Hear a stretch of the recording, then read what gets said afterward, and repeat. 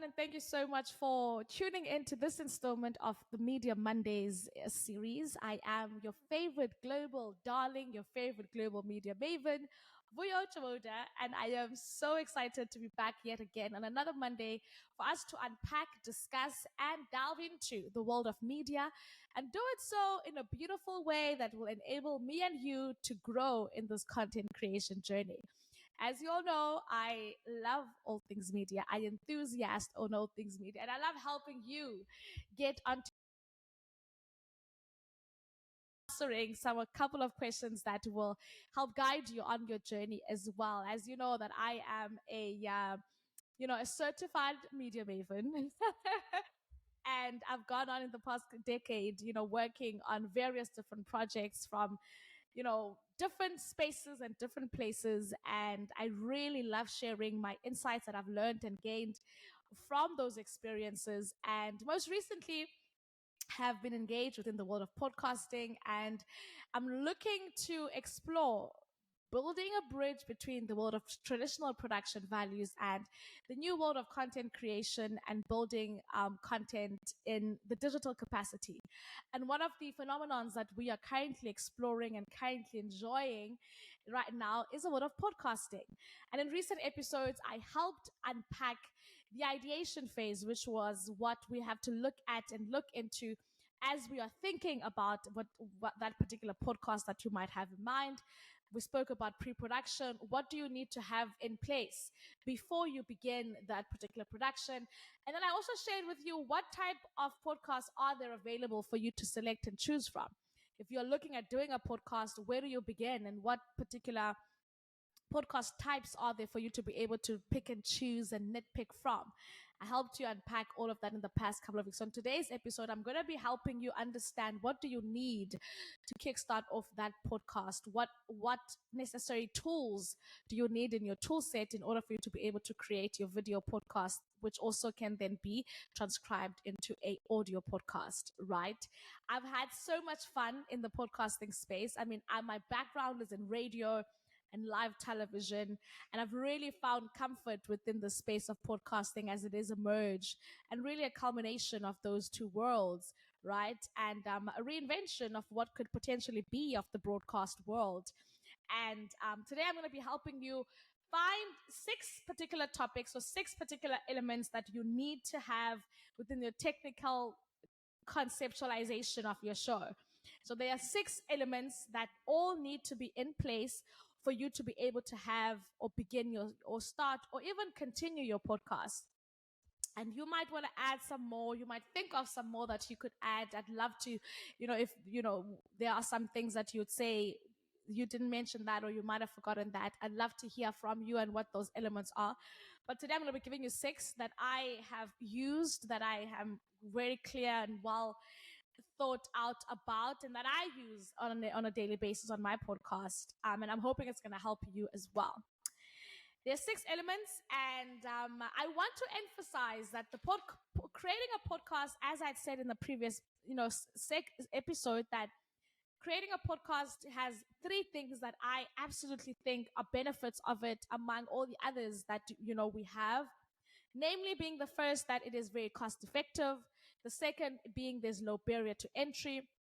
And the third being that the technical standards are not that high, which means that you and I can begin a podcast from wherever you are and from whatever budget that you might have for your production. But it's still budget friendly. It still requires a budget. And the nice thing that I heard most recently about if you're not using money to create a podcast, you're using your time. So you have to decide what is it that you're willing to sacrifice between money and time and make that comparison of what can you afford. Can you afford money or can you afford time? And that will help distinguish and kind of help you make some decisions about your podcast as well. But it does require these tools for you to be able to kind of eloquently and progressively create a growth inspired podcast as you move forward. The first being that you need to have camera equipment, right? In order for you to film the podcast, it needs a camera. It needs some sort of recording, capturing, video capturing element. And this could be a camera like I am using right now. And there are various, cameras around or that you can find that could be cost effective, and it can go up to the range of professional film centric cinematographic cinematic cameras. It goes across the range, so depending on your budget you can probably find a camera that could be close to your budget, or one that you might want to say excuse me, you might want to say, I'm going to save up for this amount of time in order for me to be able to afford the type of camera that I want. But the cameras are what gives us the best quality in product in a video capacity. So it helps, with the camera, you are able to have a crisper quality video. You are able to have a better quality video. However, it is the more expensive route of the video section or the video side of your recording. You can also go with the phone option. They have incredible phones that capture beautiful camera, that have a beautiful camera quality where it could really come close to a camera, right? And there are various phones that are able to do that, that have a cinematic feel and a cinematic look to them. However, a lot of the times when using a cell phone, you need to supplement it and complement it with other elements as well. So being cautious and cognizant of that as well, that yes, you do not need to have a camera, but if you're using your cell phone, to get a crisper, better quality version from your phone would be to have supporting acts, as I'd like to say. But which you might not necessarily need that that much of supporting acts with a camera, but a lot of supporting acts or much more stronger supporting acts with the phone. It is less expensive. It is a little bit more less expensive option. The third option that you can use as well is your computer camera.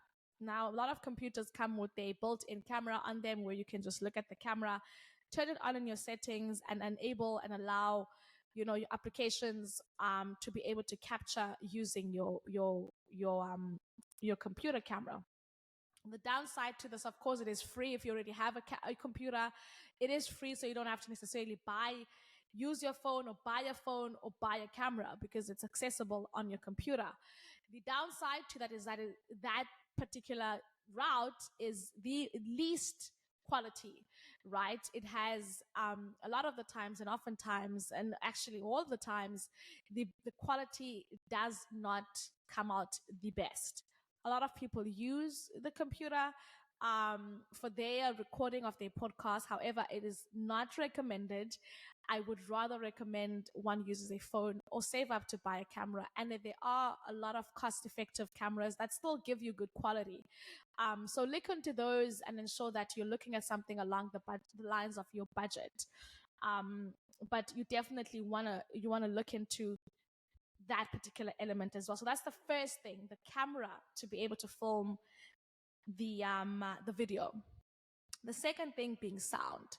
Now, this is also a big component of the podcasting, right? Because it is also originally and organically was an audio-based, experience. So it's very important to invest, something that I'm also looking forward to doing. Investing in good quality sound and ensuring that it's crisp, it's audible, it's fine, right? There's nothing worse than being able to see someone on camera and not hearing what they say. So making sure that you have your sound devices in place, and that could be utilizing a microphone, like what I am definitely going to be upgrading soon. So y'all be on the lookout, because I want crisper quality within my sound. But something like this, a microphone where you can, speak on it or directly to it. You can also use your cell phone as a recording device, where you kind of go into your voice recording, app, and record whatever you're saying on there. And you can kind of bring it closer or kind of bring it further depending on where you are filming that particular, episode. And then also, you can also utilize your computer mic, right? Again, that's on the lower side, that's on the lower quality side of things. You want to perhaps, have a microphone, have a lapel or lavalier, but have a recording device. And there are so many, platforms that could also be of use for you, that you can download, and software that you can download on your computer or your phone that would help the recording quality be much better and much stronger.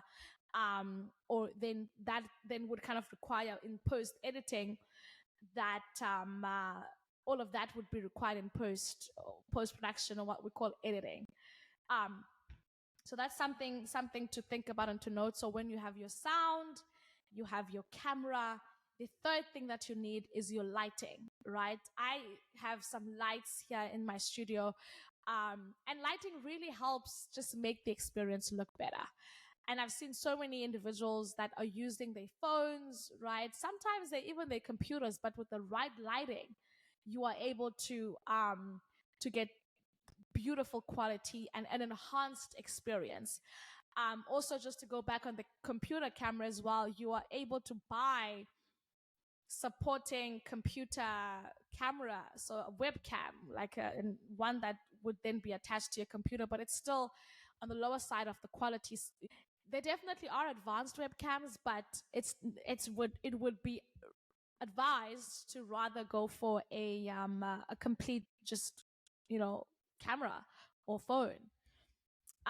But the lighting situation is also quite essential. I think it's one of the most important things because it helps enhance the experience. And you can use studio lights.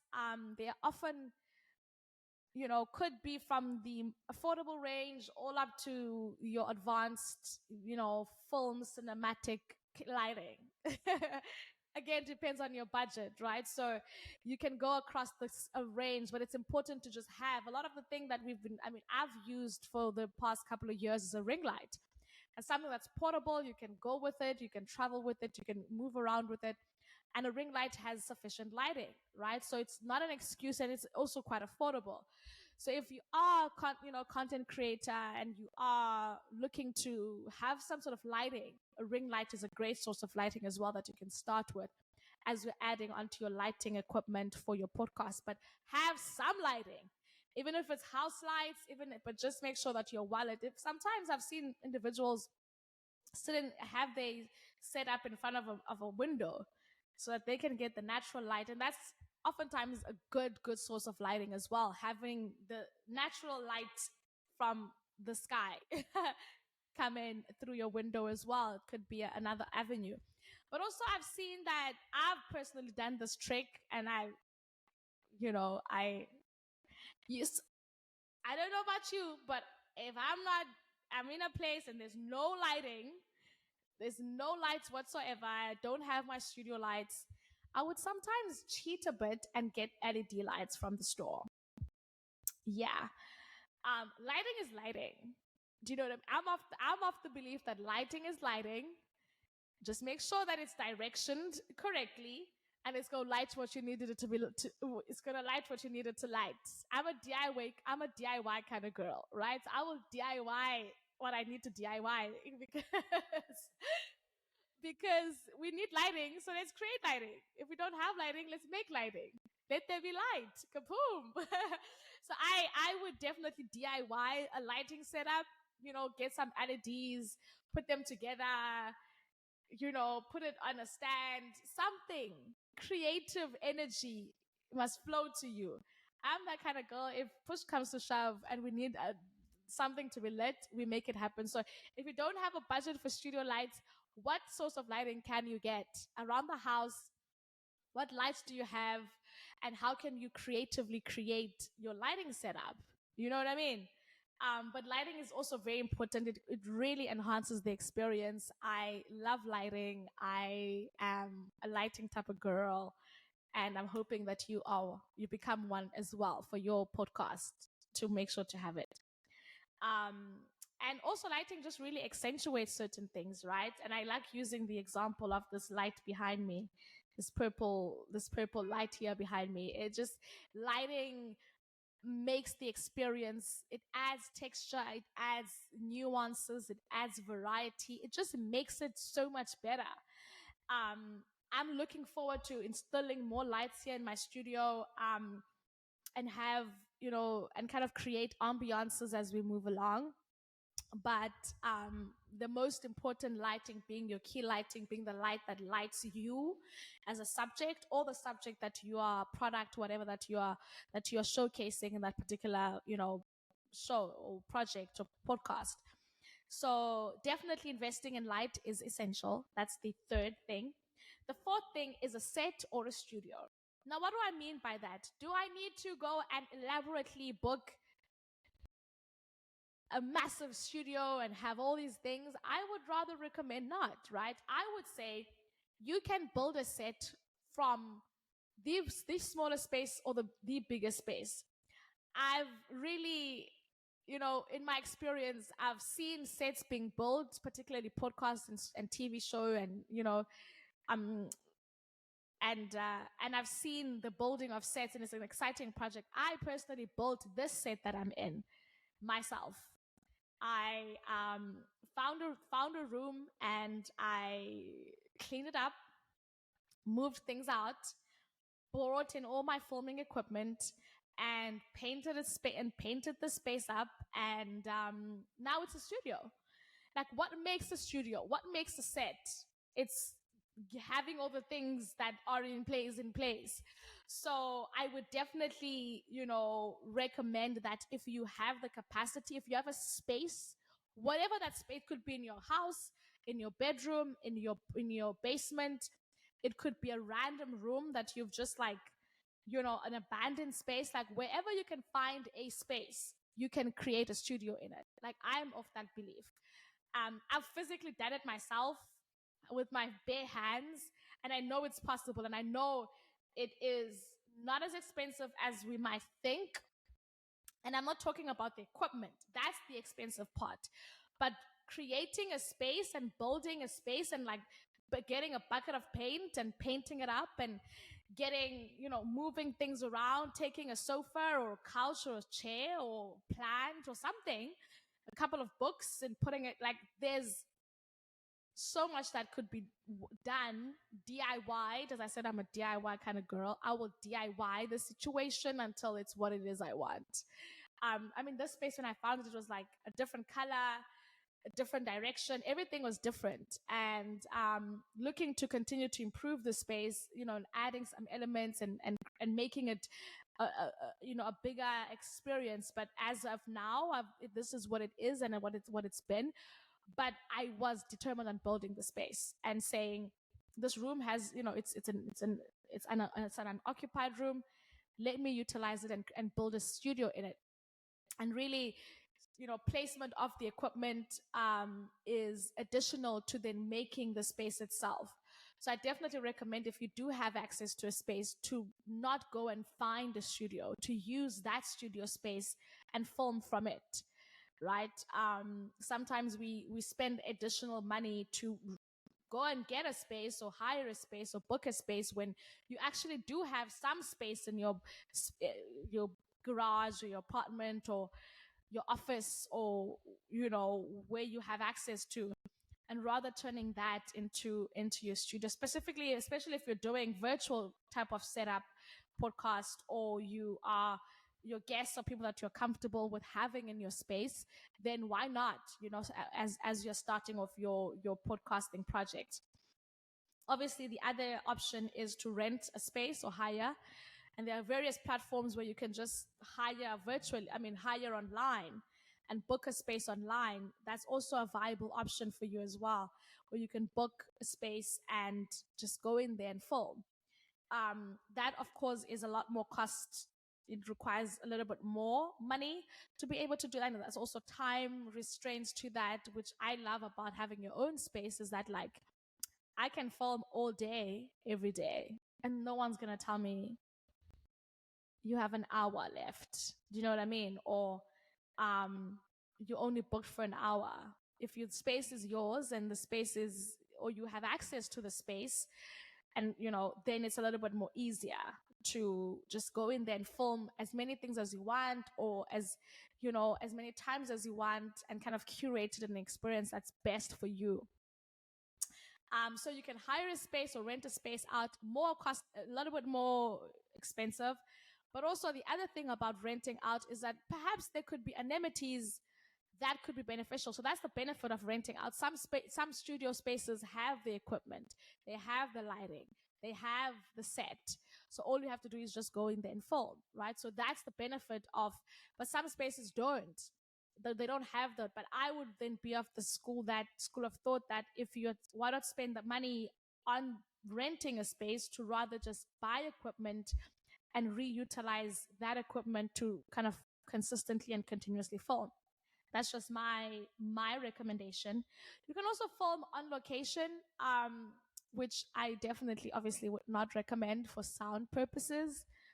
It's difficult being able to capture sound outside, in the dungeons, in the snow, in the winter, in the air, in the noise is a lot. So I would rather recommend being inside, but if it is a project that requires like being outside and really kind of interacting with the world and the streets and the business of outside, then why not? But it's also another way. Oftentimes, you don't have to pay to be filming outside. Do you know what I mean? You don't have to be paying to be on the streets recording yourself on your phone or your camera. But if it is a little bit more elaborate and you kind of require that sitting down and that experience, then that makes it a little bit more different. And so that's the studio and the set. Again, I like going online and kind of just like checking out different studio set ideas. What would I like to have? What makes the most amount of sense for my podcast? Do I want to have a table? Do I have chairs? Do I want to sit on a desk? Do I want to sit on a stand? Various different. Before launching this podcast that I currently have now, I had watched so many different podcasts. I'd seen different styles, different sets, I'm enthusiastic about that because I'm just excited about how could things be put? How can a set be put together? So I'd recommend that you go check out how other people have made their podcast sets look like, what's most effective, what's, better suiting for your audience. What would you like to make it look like? And you kind of go from there and just get your hands dirty, okay? If you are going to be doing it yourself, if you're going to be DIYing it like I do, get your hands dirty, child. I always say, put your hair up in a knot, take out your wig, don't do your nails for a week, take off your lashes, girl, and get your hands dirty. If you're a guy, roll up your sleeves, child. Take off your hoodie, get your hands dirty. There's no excuse. We are getting our hands dirty to do what we want. And it's really a fun, I had so much fun when I was doing my set, the space here. So much fun doing it. And then the cleaning and then just the reimagining of what could be and looking at it and being maybe we can do that. And I just love it. So if that's something that you also enjoy, then I think you'll love a DIY studio creation project. Right? And I have had in the past helping and working with some of my previous, production clients, and I would really be enthusiastic about selecting spaces for them and how do we dress the space up, how do we make it a studio? How do we make it a set? And that's the fun part, right? That's the exciting part. Now, the next thing, the fifth thing that you need to be cognizant of and to have in place for your podcast is some software. I know this one is what makes life easier, at least for me. All the softwares that I use just make my life a little bit easier. And the software kind of ranges across the filming and recording software. Like when I use Riverside, for the software to record this, my podcast or this particular series.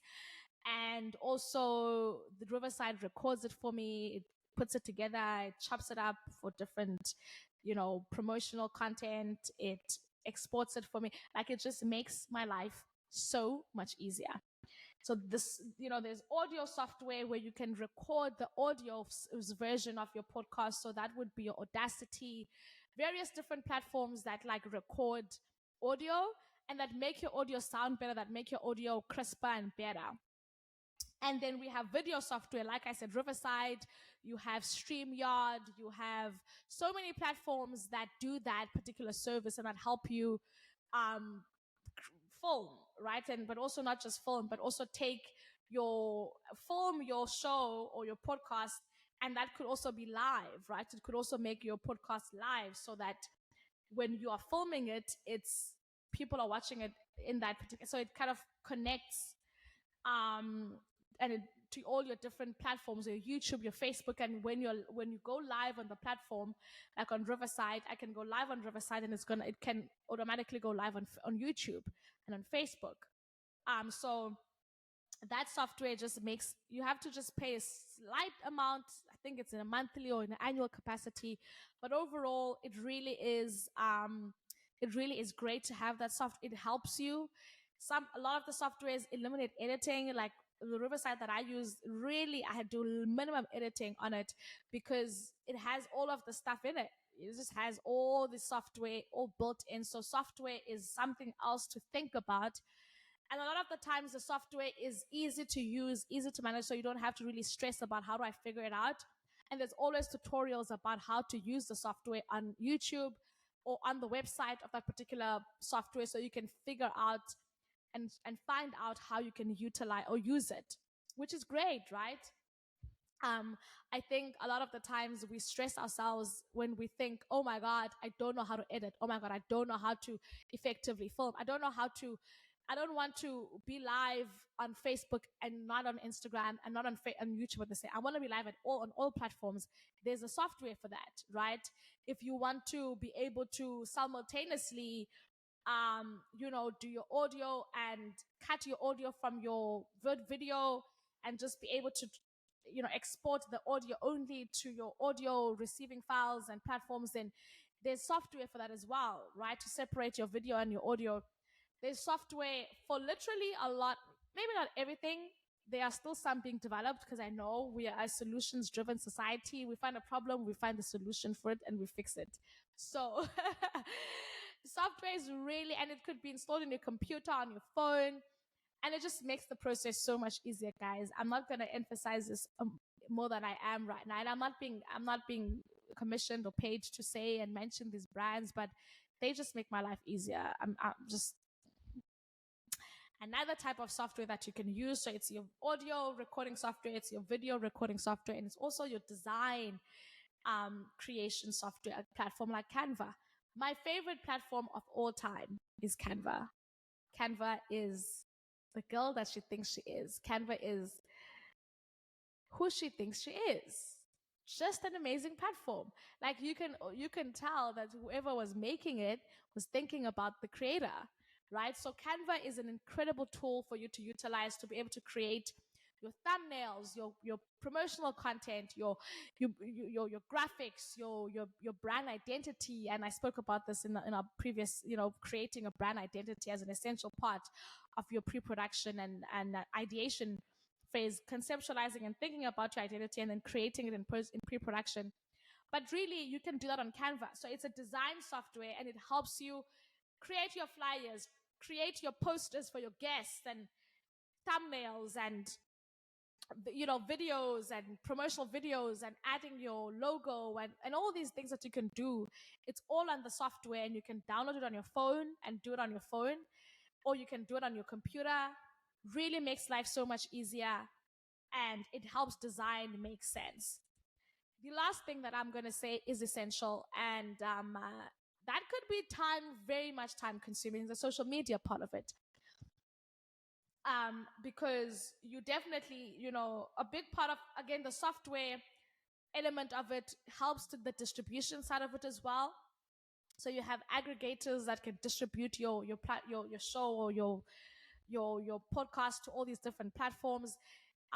The software that I personally was speaking about is one that also automatically uploads to these different platforms. So the distribution is done by these platforms, these software platforms, right? So that's out the way.